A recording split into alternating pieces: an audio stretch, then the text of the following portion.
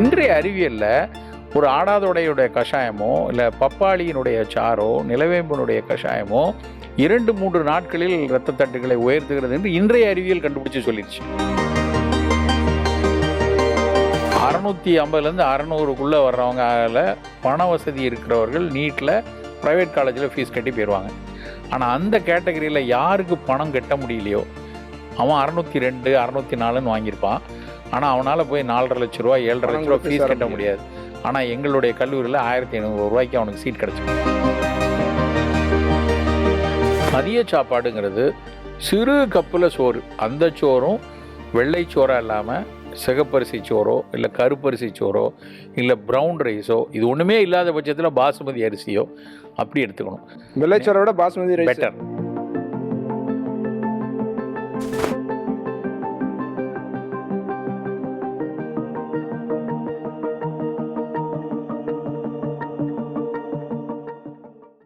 வணக்கம் and welcome to Thiru tax.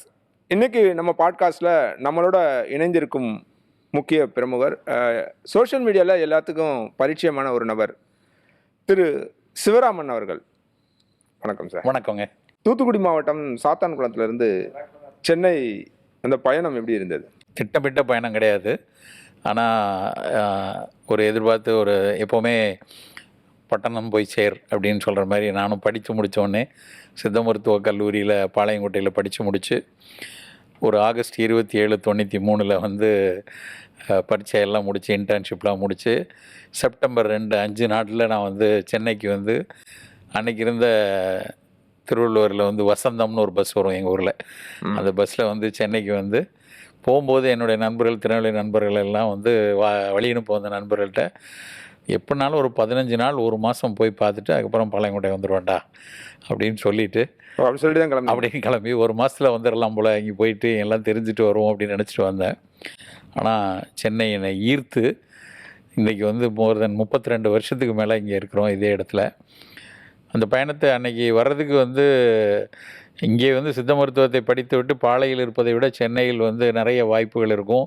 அதை நான் யோசித்த அன்றைக்கு பேசி கொண்டிருந்த இந்த மருத்துவத்தை அறிவியல் தளத்தில் கொண்டு செல்ல வேண்டும் என்கிற கனவு கல்லூரியில் விழுந்த கனவு. அந்த கல்லூரியில் முடித்த உடனே நம்ம இதை அறிவியல் தளத்தில் கொண்டு போனோம்னா அறிவியல் புலங்கள் அதிகமாக இருக்கிற, அறிவியல் பல்கலைக்கழகங்கள் அதிகமாக இருக்கிற பிற துறைகளோடு இணைந்து பணியாற்ற வேண்டும் என்றால் அது சென்னை தான் சாத்தியம். அங்கே போயிட்டு வரணும். அதுக்கப்புறம் இங்கே வந்து எல்லாத்தையும் தெரிஞ்சுட்டு அங்கேருந்து பண்ணணும்னு நினச்சேன் முதல்ல. ஆனால் இங்கே வந்ததுக்கப்புறம் இங்கே கிடைத்த அனுபவங்கள், இங்கே கொடுத்த வளர்ச்சி, இங்கே கொடுத்த ஊக்கம், இங்கே தெரிந்த பெரிய வாய்ப்புகள், இதெல்லாம் வந்து சென்னைக்காரனாக என்னை மாற்றிவிட்டது. நெல்லைக்காரன் சென்னைக்காரனான கதை அப்படி தான். அலோபதி மெடிசன், சித்தா மெடிசன், இது நீங்கள் எதை சூஸ் பண்ணி? நீங்கள் வந்து சித்தா டாக்டராக இருக்கிறதுனால அலோபதியை எந்த மாதிரியான உங்களோட பார்வை அலோபதி மேலே? எனக்கு மிகப்பெரிய மதிப்பு உண்டு. நான் எப்பொழுதும் எல்லா கூட்டத்திலையும் நான் சொல்கிற விஷயம்தான், நவீன மருத்துவம் இல்லை என்றால் இன்றைக்கி உலகில் பாதி மக்கள் தொகை கிடையாது. நவீன மருத்துவம் நம்முடைய நலவாழ்வுக்கு, நம்மளுடைய மக்கள் தொகைக்கு கொடுத்த பங்களிப்பு பெரிதினும் பெரிது. அது ஒரு மிகச்சிறந்த அறிவியல். அந்த அறிவியலினுடைய வெளிப்பாடாக பல்வேறு மக்கள் பாதுகாக்கப்பட்டிருக்காங்க. அவங்களுடைய பல சிக்கல்கள் வந்து தீர்க்கப்பட்டிருக்கிறது. என்ன நிறைய ஒரு புரிதல் இருந்ததுன்னா, இது ரெண்டும் வேறு வேறுன்னு நினைக்கிறாங்க. சித்த மருத்துவம் வேறு, நவீன மருத்துவம் அப்படியான பார்வை தான் இருக்குது. அது உலகத்தில் அப்படி அது ஒரு வெகுஜன பார்வை. நான் வந்து பல நேரங்களில் யோசிச்சு பார்த்துருக்கேன். ஒரு மனிதன் மீது ஒரு அன்பு இருந்ததுன்னா, அடிப்படை அன்பு இருந்ததுன்னா, இந்த மருத்துவத்துக்கு முன்னாடி இருக்கிற டேக் இருக்கு இல்லையா, அது எந்த துறை, ஆயுர்வேதமா, யுனானியா, ஹோமியோபதியா, அக்குபஞ்சரா, தொடு மருத்துவம், இப்படி எத்தனையோ மருத்துவங்கள் இருக்கலாம். இது எல்லாத்திற்கும் அடிப்படை தன்னுடைய சக மனிதன் மீதான அன்பு தான். அவன் நல்லாகணும், அந்த நபர் நல்லாகணும், அந்த தாத்தா நல்லாகணுங்கிற அந்த அன்பு தான் எல்லா முறை மருத்துவம் வருது. இதில் ஒவ்வொரு மருத்துவத்துக்கும் சில லிமிட்டேஷன் இருக்குது, சில ஸ்ட்ரென்த் இருக்குது. இதுதான் பெருசு, இதுதான் சிறுசுன்னு ஒருத்தர் சொல்லிட்டானாலே அவங்க வந்து அறிவு குறைவானவர்கள்னு எடுத்துக்கொள்ளலாம். நவீன மருத்துவம் பெருசு, சித்த மருத்துவம் ஒன்றும் கிடையாதுன்னு சொன்னாலும் தப்பு. சித்த மருத்துவம் ரொம்ப பெருசு, நவீன மருத்துவம் ஒன்றுமே கிடையாது அப்படின்னு சொன்னாலும் அறிவிலி. எல்லா துறைக்கும் அதுக்குன்னு ஒரு புரிதல் இருக்குது, அதுக்குன்னு ஒரு லிமிட்டேஷன் இருக்குது. நாங்கள் கடந்த 25 ஆண்டுகளாக வலியுறுத்துவது, இந்த நாட்டிற்கு, இந்த மக்களுக்கு தேவை இதுவா அதுவாங்கிறதில்ல, ஒருங்கிணைந்த மருத்துவம். எப்போது எந்த மருத்துவம் எந்த அளவில் கொடுக்க வேண்டும், எப்போது இணைந்து பணியாற்ற வேண்டும் அப்படிங்கிற விஷயம் மட்டும்தான் மருத்துவர்கள் முடிவு செய்ய வேண்டியது. இதில் வந்து மருத்துவர்கள் அந்த முடிவை எடுக்காமல் ஒரு பாமர மக்கள் அந்த முடிவை எடுக்கக்கூடிய ஒரு சூழலில் தான் தவறுகள் நிறைய நடக்குது. இப்போ ஒரு டாக்டர் இருக்கார், ஒரு நோயாளி வராங்க, இவர் சாதாரண ஒரு காய்ச்சல், இது ஒன்றுமே இல்லை, ஒரு வீட்டில் ஒரு கஷாயம் வச்சு சாப்பிட்டுக்கன்னு சொல்லலாம். காய்ச்சல் தான், ஆனால் இந்த காய்ச்சலில் வெள்ளணுக்கள் குறைந்திருக்கிறது, இரத்த தட்டுக்கள் மிக குறைந்திருக்கிறது. இது வந்து போன் மேரோவில் இருக்கக்கூடிய உற்பத்தியே மிக குறைவாக இருக்கிறது. இது ஒரு வைரஸாக இருக்கலாம், இந்த வைரஸை தாண்டி வேறு ஏதாவது புற்றினுடைய துவக்க நிலையாக இருக்கலாங்கிறது மருத்துவர் தான் புரிஞ்சு கொள்ள முடியும். ரெண்டுக்குமே வெளியே காய்ச்சல் தான் தெரியும். அப்போ அறிவியலின் கண்களை கொண்டு அனுபவங்கள் சொன்ன விஷயத்தை கொண்டு என்ன நோய் அப்படிங்கிறத துல்லியமாக கணிக்கிறதும், அப்புறம் கணித்ததுக்கப்புறம் அது சாதாரண இயல்பானதுன்னா அதற்கு பெரிய ரசாயனங்கள்லாம் தேவையில்லை, உணவின் மீதான அக்கறையும் கொஞ்சம் சிறு கஷாயங்கள் அது மாதிரி எடுத்து 2 நாள் சரியாயிடும் அப்படின்னு ஒரு மருத்துவர் சொல்லிட்டாங்கன்னா அப்போ வந்து தேவையற்ற கூச்சலோ குழப்பமோ வரவே வராது. இல்லை, இந்த இடத்துல தான் இப்போ நீங்கள் சொன்ன அதே உதாரணத்துலேருந்து தான் நானும் வரேன். ஒரு காய்ச்சல் இருக்குது அப்படின்னா சித்தா வந்து இந்தந்த மருந்தெல்லாம் எடுத்துங்க அப்படின்றதோட நின்ற மாதிரியும், இதே அலோபதி போச்சுன்னா இப்போ நீங்கள் சொன்னீங்களா பிளேட்லெட்ஸ் கம்மியாக இருக்குது, ஒயிட்டு கம்மியாக இருக்குது, ரெட்டு கம்மியாக இருக்குன்ற இந்த பரிசோதனைக்கு போகிறாங்க இல்லையா, அந்த இடத்துக்கு போகிறதும் இது சித்தால முழுமையாக நடக்குதா? அப்படி நடக்குது. முன்னாடி இல்லை, முன்னாடி வந்து ஒரு வெறும் அனுபவ கோர்வையாக இருக்கும் பொழுது அனுபவங்களின் அடிப்படையில் இது தீவிரமாக இது இயல்பானதாங்கிற அடிப்படையில் வச்சுட்டு தீவிரத்திற்கு நீங்கள் வந்து நவீனம் எடுத்துக்கொள்ளுங்கள்னு ஒரு காலகட்டத்தில் இருந்தது, ஒரு 50 வருஷத்துக்கு முன்னாடி.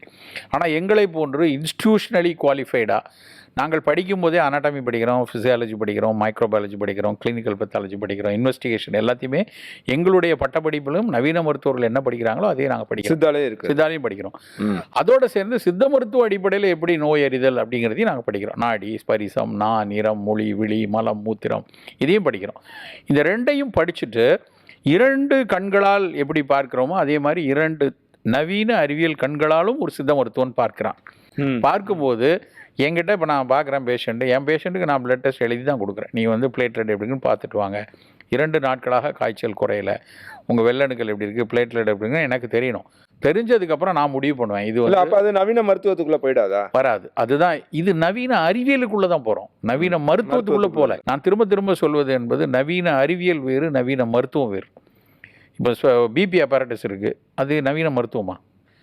அது இரத்த அழுத்தத்தை அளவிடுகிற ஃபிசிக்ஸை அடிப்படையாக கொண்ட ஒரு கருவி. அந்த கருவியின் மூலமாக உடலின் அழுத்தம் தெரிகிறது, அந்த அழுத்தத்தை தெரிஞ்சுக்கிறேன். அந்த அழுத்தத்தை வைத்துக்கிட்டு இது அதிரத்த கொதிப்பாக இருக்கிறது என்கிற ஒரு புரிதல் வந்ததுக்கப்புறம், அதிரத்த கொதிப்பு சித்த மருத்துவ அடிப்படையில் அது இரத்த பித்தத்தை சார்ந்தது. அப்போ அந்த அதிரத்த கொதிப்புக்கு நாங்கள் வந்து சர்ப்பகந்தா கொடுக்கணும், இல்லை மருதம்பட்டை கொடுக்கணும்னு அங்கே வரும்போது சித்த மருத்துவத்தில் தான் இருப்போம். அதிரத்த கொதிப்பு இருக்குது, இவங்களுக்கு டெல்மிசாட்டான் கொடுக்கணும், அம்லோடெப்பின் கொடுக்கணுங்கிறது நவீன மருத்துவம். அப்போது நான் ஏன் நவீன அறிவியலின் துணை உபகரணங்களை பயன்படுத்தக்கூடாது? எனக்கு அந்த உடல் அனாட்டமி தெரியும், நான் ஃபிசியாலஜி படித்து தான் வரேன். அனாட்டமி, ஃபிசியாலஜி எல்லாம் அதே எம்ஜிஆர் மருத்துவ பல்கலைக்கழகத்தில் அதே மருத்துவ படிப்பில் அவர்கள் படிக்கக்கூடிய அந்த மாணவர்கள் படிக்கக்கூடிய அதே புத்தகங்கள் தான் எங்களுக்கும் புத்தகம். அதே ஆசிரியர்களை வச்சு தான் நாங்கள் படிக்கிறோம். படித்து விட்டு ஃபார்மகாலஜி வரும்போதும் பேத்தோஜெனிசிஸ் வரும்போதும் நாங்கள் வந்து சித்த மருத்துவத்துக்குள்ளே போயிடுவோம். அப்படி பார்க்கும்போது எங்களுக்கு 2 விதமான பயன் இருக்குது. ஒன்று, ஒரு தீவிர நிலையை நாங்கள் தவற விட மாட்டோம். இப்போ எங்களால் வந்து ஒரு இப்போ 3000 பிளேட்லெட் இருக்குது, 500 பிளேட்லெட் இருக்குது. அப்போ ரத்த பிளேட்லெட் இவ்வளோ குறைவாக இருக்கும்போது அவர்களுக்கு நம்ம ரொம்ப நடுநாளைக்கு நம்ம மருந்தை கொடுத்து கொண்டிருக்க முடியாது. அந்த நேரத்தில் இரத்த தட்டுக்களை உயர்த்தாவிட்டால் உடனடியான ஒரு தீவிர நிலைமை வரலாம். அப்போ பிளேட்லெட் ஏற்றணுன்னா அப்போ எங்களால் நாங்கள் பிளேட்லெட்டை தனியாக ஏற்றணும். அப்போ நாங்கள் ஒரு நவீன மருத்துவரை நீங்கள் உடனடியாக போய் பாருங்கள் அப்படின்னு சொல்லுவோம். இன்றைய அறிவியலில் ஒரு ஆடாதோடையுடைய கஷாயமோ இல்லை பப்பாளியினுடைய சாரோ நிலவேம்பனுடைய கஷாயமோ 2-3 நாட்களில் இரத்த தட்டுக்களை உயர்த்துகிறது என்று இன்றைய அறிவியல் கண்டுபிடிச்சு சொல்லிடுச்சு. இது வந்து சித்தர்கள் சொன்னதில்லை. இன்றைய இருக்க ஃபார்மகாலஜிக்கலான அண்டர்ஸ்டாண்டிங்ஸும் இந்த ஃபைட்டோகெமிக்கல் அனாலிசிஸ்லாம் பண்ணி அவங்க கண்டுபிடிச்சி சொல்கிறாங்க. அப்போ அதை நாங்கள் இப்பொழுது பயன்படுத்த பார்க்குறோம், எங்களுடைய மருத்துவத்தோடு சேர்ந்து பயன்படுத்துகிறோம். ஸோ இதுதான் என்ன சொல்ல வரோன்னா, அடிப்படையில் சித்த மருத்துவம் ஒரு மிகப்பெரிய அனுபவ கோர்வை, அது ஒரு திறக்கப்படாத பொக்கிஷமாக சில இடத்துல இருக்குது. அப்போது அதில் நிறைய மாசுக்களும் மண்டி போயிருக்கும். நிறைய பேர் தப்பாக சில பேர் எழுதி வச்சுருப்பாங்க, சில பேர் வந்து நான் சொன்னதான் பெருசுன்னு நினச்சி எழுதி வச்சுருக்காங்க. அந்த தவறுகளை களைவதற்கு அறிவியலை பயன்படுத்திடும். ஒரு புத்தகத்தில் போட்டிருக்குங்கிறதுனால நாங்கள் அதை அப்படியே ஏற்றுக்கொள்கிறது இல்லை. ஓகே, அதில் தப்பு இருந்ததுன்னா அது வேண்டாம், அது தூக்கி தூர போடுங்க, இது எங்களால் முடியாது. ஒரு ஒரு சாலையில் விபத்தில் வந்து ரத்தம் போக்கி ஒருத்தர் கிடக்கிறாரு, சித்த மருத்துவத்தால் அவரை வந்து அவர் உயிருக்கு போகிற அடுத்த ஒவ்வொரு வினாடிகளும் ரொம்ப இம்பார்ட்டண்ட்டான நேரம். அப்போ அவருக்கு நவீன மருத்துவம் தான் அந்த இடத்துல வேணும். ஆனால் அவர் எப்படி என்ன விபத்து, எப்படியான இரத்தப்போக்கு இருக்குது, எந்த சூழல் போய் கொண்டிருக்கிறாருங்கிற அந்த அறிவியல் நாங்கள் படித்திருக்கிறதுனால அதை வந்து வெடு வேகமாக நவீன மருத்துவருக்கு கொண்டு போய் சேர்க்கவும் அந்த டயக்னோசிஸ்க்கு எங்களுக்கு ஹெல்ப் பண்ணும். அதனால் இது பெருசா அது பெருசாங்கிறது பெரிய தவறான வாதம். நான் திரும்ப திரும்ப நவீன மருத்துவத்தை பெரிதும் மதிக்கிறேன். என்னுடைய பிஹெச்டி ஆசிரியர் வந்து ஒரு நவீன மருத்துவர். அவர் தமிழில் மிக ஆர்வமானவர். அதனால் அவர் சித்த மருத்துவத்தையும் அவர் ரொம்ப மதித்தார். பேராசிரியர் சேனை தெய்வநாயகம். அங்கே தெய்வநாயகம் சார் இல்லைன்னா நான் இல்லை. அப்போ அவர் வந்து இல்லைடா நீ வந்து அறிவியல் துறையில் பார்க்கணும், அறிவியல் கண்ணோடு அதை பார்க்கணும், உன்னுடைய விளிம்பு என்ன, உன்னுடைய விளிங்களை என்ன பார்த்துக்க. என் மருத்துவத்தில் இது இருக்குது, 2 பேரும் சேர்ந்து அதை முயற்சி பண்ணுவோங்கிற அந்த ஒருங்கிணைந்த பார்வை தான் இன்றைக்கு பெரிய அளவில் அதை கொண்டு போக முடியும். என்னை போல் இளவல்கள் என்னை விட பின்னாடி ஜூனியர் வந்தவங்களா இருக்கட்டும், என் கூட இருந்தவங்க சில நேரத்தில் ரொம்ப வேதனையாக பார்ப்பாங்க. என்னடா இவ்வளோ படித்தோம் என்னெல்லாம் பண்ணால் அரசாங்கமும் வேலை கொடுக்க மாட்டேங்குது. இல்லை, அதுதான் நான் கேட்கணும்னு நினைச்சேன். திரு சிவராமனுக்கு அமைஞ்ச மாதிரி எல்லாருக்குமே அமைஞ்சிருக்கா? நிச்சயமாக இல்லை. சிவராமனுக்கு அமைஞ்சதுன்னு சொல்ல மாட்டேன். நான் சரி, உங்களோட முயற்சி அமைத்து கொண்டோம். அதுக்கான ஒரு சூழல் இருந்தது, நிறைய சூழல் இருந்து அந்த சூழலை சரியாக வந்து கட்டமைத்து கொண்டோம். ஆனால் அது எல்லாராலையும் அது சாத்தியம் கிடையாது. ஏன்னா எனக்கு எங்கள் அப்பா அம்மா வந்து முதல்ல ஒரு அரசு பணியில் இருந்து அப்பா. அதனால் வார்த்தை எங்கள் அப்பா, நீ நல்லா இருக்கணுமே ஒழிய எனக்கு நீ வந்து காசு கொடுக்கணும்னு அவசியம் இல்லை. ஆனால் என் கூட படித்ததில் 30-35 பேர் வந்து படித்து முடித்த மறுநாளிலிருந்து அவர்கள் அவங்க வீட்டை பார்க்கணும். அவங்கள படிக்கிறதுக்காக அவங்க வாங்கின கடன் மிக மிக ஏழ்மை குடும்பத்தில் சிக்கல் நிறைய இருந்தாங்க. அது இன்னைக்கு வரைக்கும் இருக்குது. இன்றைக்கும் சித்த மருத்துவத்தில் நீங்கள் பார்த்தீங்கன்னா ஒரு விஷயம் எப்படி இருக்குன்னா, நீட்டில் வந்து 650 மார்க் வாங்கினவனுக்கு வந்து மெடிசன் கிடச்சிரும். 650லேருந்து 600க்குள்ளே வர்றவங்க பண வசதி இருக்கிறவர்கள் நீட்டில் ப்ரைவேட் காலேஜில் ஃபீஸ் கட்டி போயிடுவாங்க. ஆனால் அந்த கேட்டகரியில் யாருக்கு பணம் கட்ட முடியலையோ அவன் 602 604ன்னு வாங்கியிருப்பான். ஆனால் அவனால் போய் 4.5 லட்ச ரூபா 7.5 லட்ச ரூபா ஃபீஸ் கட்ட முடியாது. ஆனால் எங்களுடைய கல்லூரியில் 1500 ரூபாய்க்கு அவனுக்கு சீட் கிடச்சிடும். அந்த பிள்ளைகள் நிறைய பேர் எங்கள் கல்லூரிக்கு வராங்க. அப்போ அந்த பணம் கட்ட முடியவில்லை ஒரு விளிம்பு நிலை மக்கள், நடுத்தர மக்கள். ஆனால் இதுவும் ஒரு அரசாங்கத்தால் ஏற்றுக்கொள்ளப்பட்ட ஒரு மருத்துவம், ஆயுஷ் துறை உலகலாம் பேசப்படுது அப்படிங்கிற நம்பிக்கையில் வரக்கூடிய ஒரு மருத்துவனுக்கு இங்கே எதிர்காலம் வந்து பல இடங்களில் கேள்விக்குறியாக இருக்குது. அரசு பணிகளில் ரொம்ப ரொம்ப சிக்கல். அரசு பணி எல்லாரும் கிடைக்கிறதில்ல, எல்லா துறையிலையும் கிடைக்கிறதில்ல. அவங்களுக்கு சித்த மருத்துவம் பல நேரங்களில் எவ்வளோ போராடினாலும் அதுக்கான பணி கிடைக்க மாட்டேங்குது. 2வது, ஒரு பயிற்சி செய்யணும், முழுமையாக பயிற்சி செய்யணும்னா அதுக்கான இன்றைக்கு இருக்கக்கூடிய ஒரு பெரிய கார்ப்பரேட் உலகத்தில் அதை தன்னை முன்னிறுத்தி கொள்வதற்கு அதை ஒரு பிம்பம் வேண்டியிருக்கு. அந்த பிம்பத்தை உருவாக்குவதற்கான முதலீடுகள், அந்த முதலீடுகளுக்கு வந்து இயலாத குழந்தைங்க நிறைய பேர் இருக்காங்க. அதை தாண்டி கல்லூரிகளின் கட்டமைப்புகளும், இப்போ ஒரு பொறியியல் கல்லூரிகளுக்கு இருக்கக்கூடிய கட்டமைப்பு, பொறியியல் கல்லூரியில் அவர்களுக்கு கொடுக்கக்கூடிய ஒரு ஈகோ சிஸ்டம், அப்புறம் எக்ஸ்போஷர், இதெல்லாம் எங்கள் கல்லூரியில் இன்றைக்கி வரைக்கும் நிறைய பேருக்கு இல்லை. ஸோ ஒரு பயத்தோடையும் ஒரு வெகுளியாகவும் ஒரு என்ன செய்யலை முடியலைன்னு கையறு நிலையிலையும் வரக்கூடிய மாணவர்கள் இன்றைக்கும் நிறைய பேர் இருக்காங்க. நாங்கள் முடிந்த வரைக்கும் சீனியர்ஸாக நாங்கள் என்னென்னமோ அவங்கள வந்து இன்டர்ன் பண்ணி பண்ணுறோம். ஆனாலும் அந்த சிக்கல் இன்னுமே இருக்குது. உணவும் வாழ்வியலும் ஒன்றுக்கொன்று பின்னி பிணைஞ்சிருக்கும் அப்படின்னு சொல்கிறோம் இல்லையா? பொதுவாக இது நிறைய பேருக்கு காமனான கேள்வி. உடல் எடையை குறைக்கிறதுக்கு என்ன மாதிரியான இதெல்லாம் பண்ணணும்? உடல் எடை வந்து கூடுவதற்கு நோய் காரணங்கள் சில இருக்குது. முதல்ல அதை ரூல் அவுட் பண்ணிடணும். இப்போ எனக்கு தைராய்டு இருக்குது, தைராய்டை சரி செஞ்சால் உடல் எடை சரியாகும். அப்படி உடல் எடை கூடுவதற்கான நோய் காரணங்கள் இருந்தால் அதை நோயை கணித்து அதை சரி பண்ணிக்கணும். அதுதான் முதல் ஸ்டெப்பு. அப்படி இல்லை, இது வந்து ஒரு நியூட்ரிஷனல் ஒபிசிட்டி, சிறு வயதிலிருந்து சரியான ஒரு உடல் பயிற்சி செய்யலை, இல்லைன்னா ஒரு சரியான உணவு பழக்கம் இல்லை, ஹை கலோரி உணவை சாப்பிட்டு ரெஸ்ட்டு நிறையா இருந்து செடன்ட்ரி லைஃப்பில் தான் எனக்கு வெயிட் கூடியிருக்கு அப்படிங்கிற மாதிரி வந்தால் சரியான ஒரு உணவு பழக்கம். அந்த உணவு பழக்கத்துக்கு சார் ஒரு ரெசிபி கொடுங்க, இதை சாப்பிட்டோடனே நான் அடுத்த 3 மாதத்தில் வெயிட்டை குறைஞ்சிரும்னு பொதுவாக ஒரு ரெசிப்பியை யாருக்கும் கொடுக்க முடியாது. அதுதான் முக்கியமானது. என்னுடைய உடல்வாகு என்ன, என்னுடைய வாழ்வியல் என்ன, நான் எவ்வளோ உடற்பயிற்சி செய்துட்ருக்கேன், எனக்கு இருக்கிற ஒரு குடும்ப பின்னணியில் உள்ள நோய்கள் என்ன, அதெல்லாம் பொறுத்து நம்ம உணவு திட்டத்தை கொடுக்கணும். நிறைய உணவு திட்டங்கள் இருக்குது. இப்போது ரொம்ப சாதாரணமாக எடுத்தால் ஒரு low glycemic low calorie food அப்படிமோ, அதாவது அதிகம் சர்க்கரையை வேகமாக இரத்தத்தில் சேர்க்காத ஒரு கலோரி அளவில் லோ கலோரியாக இருக்கக்கூடிய உணவை ஒரு நாளைக்கு நமக்கு 2000 கலோரி தேவை இருக்குது அப்படின்னா 1500 கலோரியை சாப்பிட்டோம்னா மீதி 500 கலோரியை வந்து உடம்பு இருக்கிற ஃபேட்டை கன்வெர்ட் பண்ணிக்கும். ஸோ அப்போ கொஞ்சம் மெலிய ஆரம்பிக்கும். 2000 தேவைப்படுது, உள்ளே நீங்கள் 1500 தான் கொடுக்குறீங்கன்னா மீதி 500 இருக்கிற அடிப்போஸில் இருக்க ஃபேட்டை வந்து கரைக்கும். அதான் அது குறைச்சி கொடுக்குறதுன்றது எப்படி கொடுக்குறோம்? அதான் எப்படின்னா, நம்ம வந்து ஒரு நாளைக்கு நம்மளுடைய வேலைகள் நம்ம இத்தனை ஒரு 1000 ஸ்டெப் 10,000 ஸ்டெப்பு நடப்போம், நம்ம ஒரு 2 கிலோமீட்டர் 3 கிலோமீட்டர் சைக்கிள் ஓட்டுவோம், நம்மளுடைய புத்தி கூர்மையை வைத்து உட்காந்து கணக்கு போடுவோம், எழுதுவோம், அப்படி நிறைய பணிகள் இருக்குன்னா அதுக்கெல்லாம் தேவையான கார்போஹைட்ரேட் புரதச்சத்தை உணவுலேருந்து வரணும். அந்த சத்தை உணவுலேருந்து கொடுக்காம கொஞ்சம் வந்து குறைச்சி எடுத்தோன்னு வச்சுக்கோங்க. தேவை 100 இருக்குது, ஆனால் நம்ம கொடுத்தது 70 அப்படின்னா மீதி 30 வேணும் இல்லையா, குளுக்கோஸ் வேணும் இல்லை. அந்த குளுக்கோஸை வந்து நம்ம உடம்புல இருக்கக்கூடிய கொழுப்பில் இருந்து கரைச்சிக்கும், கொழுப்பை வந்து கன்வெர்ட் பண்ணும். அதுதான் வந்து அந்த கலோரி பேலன்ஸ் பண்ணி ரெடியூஸ் பண்ணுறது. அது வந்து நம்ம உங்களோட எடை எவ்வளோ இருக்குது, உங்களோட உயரம் எவ்வளோ இருக்குது, உங்கள் வேலை எப்படி இருக்குதுன்னு பார்த்துட்டு அதுக்கு ஏற்றாற் போல் உங்கள் உணவை வந்து நாங்கள் திட்டமிட்டு கொடுப்போம்.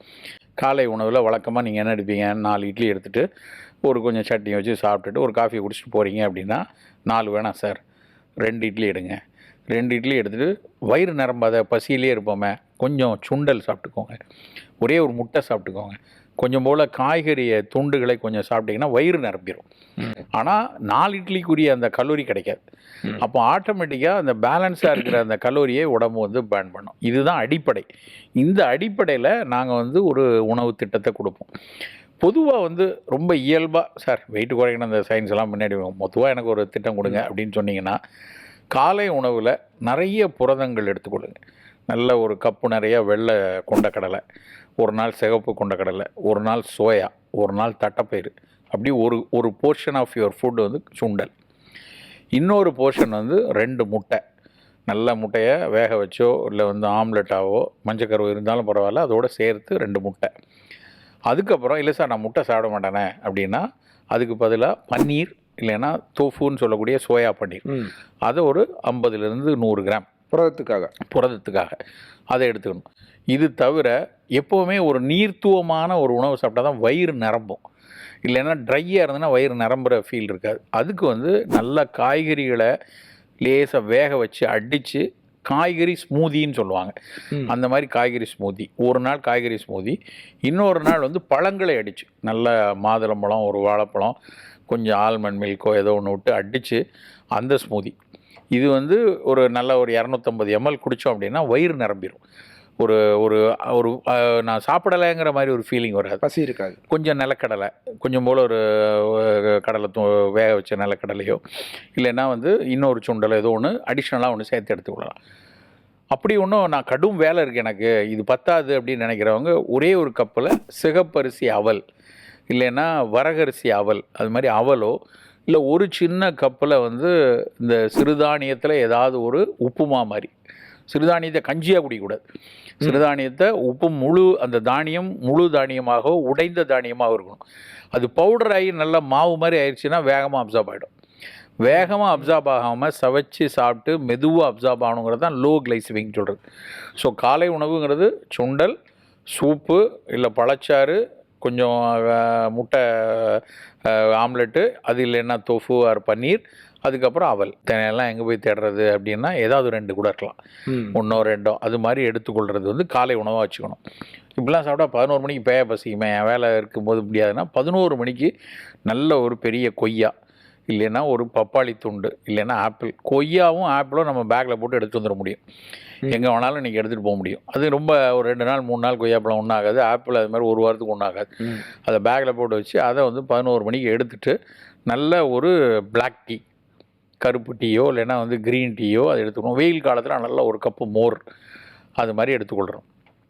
மதிய சாப்பாடுங்கிறது சிறு கப்பில் சோறு, அந்த சோறும் வெள்ளை சோறாக இல்லாமல் சிகப்பரிசி சோறோ இல்லை கருப்பரிசி சோறோ இல்லை ப்ரௌன் ரைஸோ, இது ஒன்றுமே இல்லாத பட்சத்தில் பாசுமதி அரிசியோ அப்படி எடுத்துக்கணும்.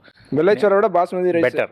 பாசுமதி கொஞ்சம் லோ கிளைஸ்மிக், வெள்ளைச்சோறு நல்ல இப்போ சோனா முசிறின்னு சொல்லக்கூடிய இல்லைன்னா பொன்னி அரிசின்னு சொல்லக்கூடிய வெள்ளையேன்னு இருக்கக்கூடிய அரிசியை விட கொஞ்சம் வளைந்த நீளமாக இருக்க பாசுமதி அரிசி கொஞ்சம் கிளைஸ்மிக் இண்டெக்ஸ் குறைவு, ஆனால் அளவு குறைவாக தான் எடுத்துக்கணும்.